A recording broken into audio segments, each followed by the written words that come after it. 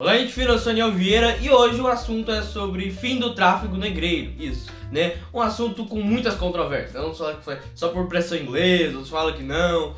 Pois é, então, se você quiser já se inscrever no canal, ativa o sininho, né? Dê o seu like e sem enrolação, bora pro vídeo.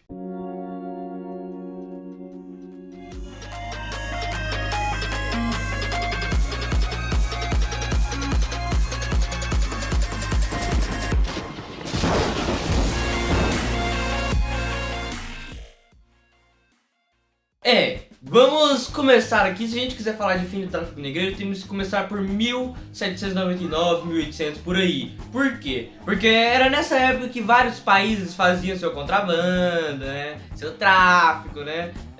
Tinha os traficantes, os contrabandistas, né? Então, tudo é contrabando de negros, escravos, né? Pra ser mais exato, temos que ir no dia de 1º de março de 1799. Por que eu quero levar vocês a esse dia? Lembrando que todas as fontes desse vídeo, de onde eu tiro os textos e tal, estão aí embaixo na descrição, tá? Inclusive, a maior parte dos textos que eu tô falando aqui foram retirados do livro A Vida de Dom Pedro II, de Benjamin Mossé, que tá o livro e o capítulo aí na descrição. Em 1º de março de 1799, Canning declarava ainda em pleno parlamento que a Inglaterra tinha quase um monopólio desse comércio, vangloriando-se disso. Olha só, um cara falou em pleno parlamento da Inglaterra em 1º de março de 1799 que a Inglaterra tinha quase um monopólio do comércio, né?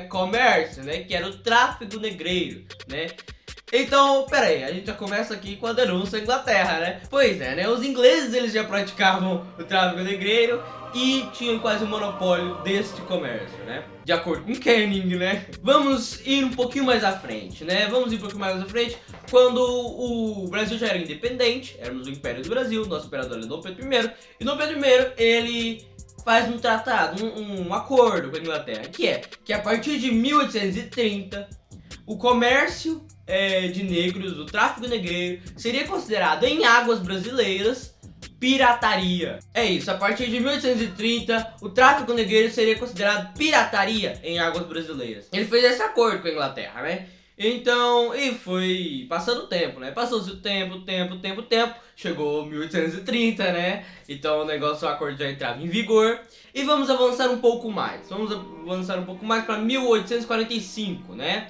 O que acontece? A Inglaterra, os produtos da Inglaterra, a Inglaterra já tinha abolido sua escravidão, né? Com a Abolition Act, se eu não me engano, o editor que me corrija.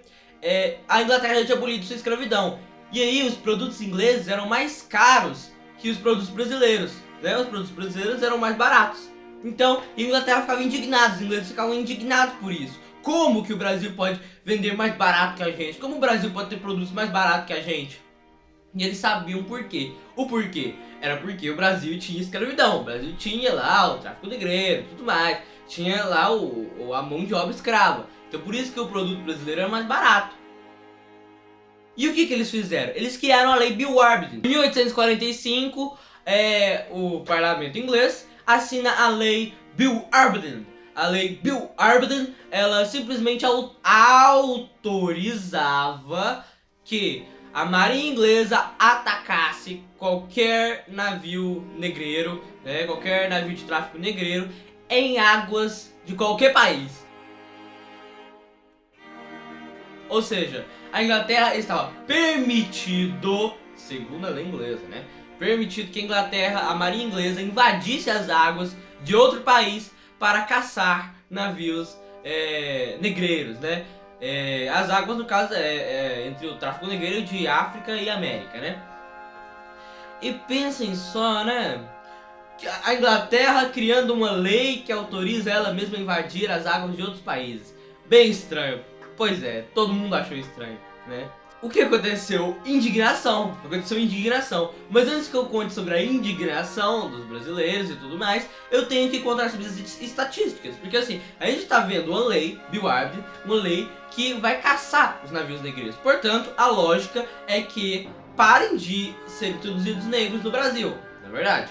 Pois é, vamos ver agora no que vai dar. Para isso eu tenho que contar as estatísticas para vocês. As estatísticas, eu vou contar uma estatística de 1800 e 1841, tá? O número de negros introduzidos no Brasil pelos contrabandistas descera em 1841. Em 1845 foi criada a Bill Arbide. Os números subiram para 19 mil negros introduzidos. Após a apresentação do Bill Arbide, os documentos levados ao parlamento inglês acusavam a cifra seguinte: em 1846 foram introduzidos 50.324 negros, tá, ao Brasil. Olhem bem, em 1847 foram introduzidos no Brasil 56.172 negros. Continua subindo o número de negros. Já em 1848 foram introduzidos no Brasil 60 mil negros. Olhem só até onde os números estão subindo. E aí o que acontece? Só em 1849 que os números descem, começam a descer. Em 1849 são 54 mil negros. Ou seja, o número desceu um pouquinho, né? O tráfico negro desceu só um pouquinho. Porque assim, tava caindo em 1841, tava caindo para 16 mil. Né? E ainda não tinha Bill Arbide, não tinha intervenção inglesa nenhuma, tá? E o Brasil tá conseguindo conter o tráfico negreiro. Em 1841, o número estava descendo para 16 mil. Só que, quando foi assinada a Bill Arbide e começou a intervenção inglesa, em 1845, o número subiu para 19 mil. E em 1846, o número subiu para 50 mil. Em 1847, subiu para 56 mil. Em 1848, subiu para 60 mil. E só em 1849 que desceu um pouquinho para 54 mil. Olhem bem, a partir existe uma linha aqui. A partir da hora que houve intervenção inglesa, os números subiram grandemente, tá? Assustadoramente. E o que acontece? Foi enviado uma carta, né? Uma declaração ao parlamento inglês. Essa declaração foi enviada do governo imperial brasileiro para o parlamento inglês. E essa carta dizia: a Inglaterra quer a supressão do tráfico de negros. O governo imperial também o deseja e está firmemente decidido a usar de todos os meios para atingir esse fim. Mas o que lhe paralisa a boa vontade, o que lhe entrava a ação, é precisamente a intervenção violenta da Inglaterra numa questão interna, em que ele não assiste o direito de intervir. É um atentado contra a soberania do Império, cometido por uma lei inglesa. Já não era fácil ao governo imperial chamar à razão os proprietários de terras e os intermediários comerciais que julgavam estar a fortuna do país relacionada com a continuação do tráfico. Mas as dificuldades tornaram-se bem mais graves e mesmo insuperáveis, desde que uma questão de honra se lhes veio juntar, exigindo-se ao Brasil com a espada ao peito uma reforma que ele pretende fazer voluntariamente. Estes excessos diminuem a autoridade do governo imperial sobre os seus agentes administrativos e judiciários e sobre o seu povo. Olhem bem essa carta. Olhem, o que acontece? O governo imperial só disse assim, ó, pera aí, vocês querem acabar com o tráfico? Eu também quero acabar com o tráfico, tá? E nós queremos usar todos os meios possíveis para acabar com o tráfico. Só que tem um problema. Nós estamos voluntariamente acabando com o tráfico. Nós estamos voluntariamente querendo fazer isso. Nós estamos voluntariamente querendo acabar com esse comércio. Só que a gente vem voluntariamente querendo chamar a razão para os proprietários, tá? E eles assim eles se acham com razão. Mas assim, a gente tenta convencer os proprietários. É difícil. Mas aí vem vocês com a espada no peito querendo obrigar o Brasil a parar com o tráfico. É claro. Não, aí sim que os proprietários vão ficar com raiva mesmo e vão continuar com o tráfico, né? E aumentar o tráfico. E foi exatamente isso que aconteceu. O governo imperial queria sim acabar com o tráfico. Bem antes da Inglaterra. Queria já. Mas a Inglaterra veio com a espada no peito, né? Como diz a carta. Vem com a espada no peito querendo acabar com o tráfico. Aí não dá, né? Se nem com diálogo dá, você vai querer acabar com a espada no peito, vai só causar uma guerra, né? Coisas que aconteceram aí nos litorais brasileiros, né? E ainda, aí Benjamin Mossad deixa em seu livro uma nota. Ele coloca: em suma, a intervenção inglesa não serviu senão para aumentar o tráfego. A esquadra era impotente para impedir desembarques no litoral de mais de 1.200 léguas. A repressão eficaz desse tráfico vergonhoso não podia ser feita senão em terra e pelo governo imperial, cuja força moral estava abatida pelos processos da Inglaterra.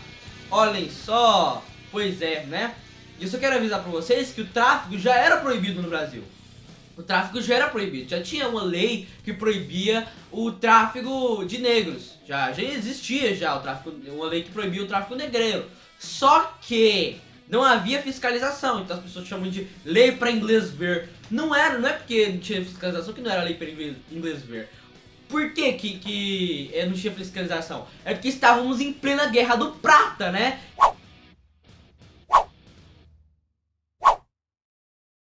E a nossa marinha estava onde? Em Montevidéu. A marinha estava lá, intervindo em Montevidéu, lá pra região do Prata, né? Porque, se você não sabe o que é a Guerra do Prata, né? Eu só vou te avisando que não foi Guerra da Cisplatina e não foi Guerra do Paraguai. A Guerra do Prata é outra guerra, tá? Que teve também nos tempos do Império, inclusive nos tempos de Dom Pedro II. Mas se vocês quiserem que eu faça um vídeo sobre Guerra do Prata, vão ter que me pedir, né? Por isso que a Marinha Brasileira não podia fiscalizar o litoral de 200 léguas do Brasil, né? Então não tinha como ela fiscalizar o tráfico negreiro agora, né? Só depois que acabasse a Guerra do Prata, que a paz se estabelecesse em todo o Império, que a Marinha poderia fiscalizar, né? Todo o litoral brasileiro, né? Mas estávamos em Guerra do Prata, então, né? Por isso que chamam de lei para inglês ver, porque não tinha fiscalização. Pois é, não tinha fiscalização porque estávamos em guerra. É essa a minha resposta, né? Em 1850, estando restabelecida a ordem em todo o Império, acabou lá a bagunça, o barulho de anos todo, né? Foi estabelecida a paz, a ordem em todo o Império. Foi votado pelo parlamento uma lei que estabelecia penas severas contra os traficantes. Dom Pedro II tinha então um ministério forte, composto por homens cheios de prestígio e venerados por todo o país, fortemente apoiado pelo imperador e firmado na lei de 4 de setembro de 1850, Eusébio de Queiroz perseguiu os negreiros, deportou os estrangeiros que se entregavam ao odioso comércio e fez vigiar as praias pela polícia. A Marinha Brasileira, que não tinha mais revoltas a combater, pôde dedicar-se à caça dos negreiros e dentro de pouco terminou o tráfico no Brasil. Ou seja, em 1550 foi estabelecida a ordem no Império. Ou seja, a Marinha agora não estava mais ocupada com a guerra, então ela podia já fiscalizar o litoral. Neste mesmo ano, Eusébio de Queiroz, fortemente apoiado pelo imperador, então nem vem falar que o imperador é escravocrata, tá? Que isso é uma mentira deslavada, né? Fortemente apoiado pelo imperador, Eusébio de Queiroz consegue firmar uma lei, né? E essa lei, ela fazia penas mais severas ainda para os traficantes. Então, além da fiscalização já estar agora, estar livre, agora a Marinha poderia fiscalizar, agora tinham penas mais severas. Então aí sim que o tráfico iria acabar, né? Então, o que acontece? Em 1850 foi só ser estabelecida a paz do Império e a Marinha começar a intervir que os números caíram para 23 mil negros. Lembrando que em 1849 o número era de 54 mil negros introduzidos ao Brasil. Em 1850 o número desceu para 23 mil. Olhem só, menos da metade do que estava antes. Em 1851, somente 3.287 africanos desembarcaram no Império. Olha isso, foi só acabar a intervenção da Marinha e a Marinha poder agora fiscalizar o litoral, né, e ser firmada uma pena mais severa para os traficantes, que os números caíram. Não foi a intervenção inglesa. E em 1852, apenas 700 negros desembarcaram no Império. E no espaço de 3 anos, de 1853 a 1856, esse número desceu para 512. Olha só, então, se você fala que foi intervenção inglesa, foi só por causa da intervenção inglesa, você está completamente errado. Antes da intervenção inglesa, o Brasil já estava conseguindo conter o tráfico de pouco a pouco, é claro, né? Estava conseguindo conter o tráfico negreiro, né? Os números estavam descendo e tal. Mas aí houve a lei Bill-Arbitton, quando a Inglaterra começou a intervir, o negócio aumentou assustadoramente, né? Chegou a 60 mil negros sendo contrabandeados ao Brasil, né? E aí depois foi só, aí o governo imperial mandou a carta, né, pra Inglaterra, e quando foi estabelecida a paz, e aí a Marinha pôde fiscalizar o litoral e foram estabelecidas penas mais graves, né, aí sim o tráfego começou a cair, né? O tráfego começou a cair até ficar num número, né, de 1853 a 1856 para um número de 512, tá? 512 negros contrabandeados. Pera aí, vai falar que é muito não, porque pra um número que tinha aumentado até 60 mil agora, por causa do governo imperial ter abaixado pra 512, é porque realmente o mérito deve ser dado não à Inglaterra, que aumentou o tráfego assustadoramente, mas ao Brasil, ao governo imperial, que tomou as medidas certas, já estava tomando medidas certas, foi atrapalhado pela Inglaterra, mas agora, depois conseguiu, mais rapidamente ainda, né, suprimir o tráfego, né? Então é isso, galera. Se você gostou do vídeo, deixe o seu like, se inscreva no canal, ative o sininho, tá? Comente aí embaixo se você tem outra opinião, se você tem mais fatos, tá? Eu estou aberto a opiniões, a fatos, a argumentos. Então, coloque aí embaixo nos comentários. Compartilhe esse vídeo para que mais pessoas não venham dizer que foi só pressão inglesa, que era lei para inglês ver, tá? Não vem, por favor, por favor, né? Por favor, né? Então, valeu, falou, fui!